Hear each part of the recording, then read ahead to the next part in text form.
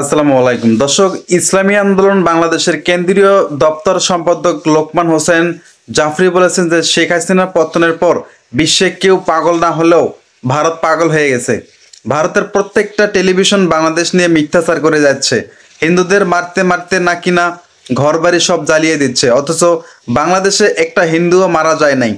আন্দোলনের পর একটা মন্দিরও ভাঙচুর করা হয়নি।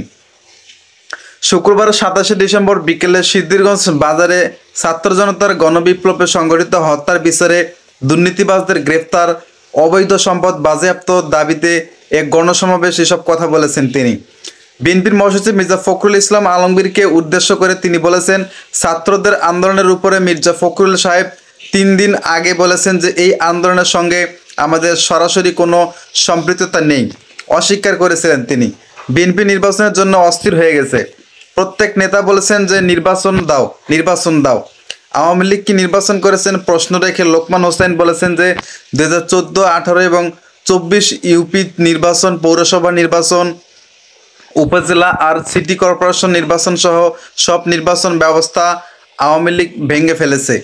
রাজনৈতিক প্রত্যেকটা সেক্টর নষ্ট করে দিয়েছে। এগুলো সংস্কার করার উপযুক্ত সময় এখনই।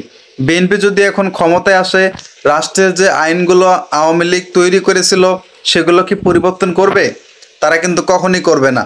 আবু সাইদ আর মুগ্ধ ইতিহাস সৃষ্টি করেছে জানিয়ে তিনি বলেছেন, রংপুরে 16 জুলাই 2 হাতে প্রসারিত করে পুলিশের সামনে 4টা গুলি বুকে নিয়ে জীবনটা একাত্তরে রাজপথে বিলিয়ে দিয়েছিলেন আবু সাইদ।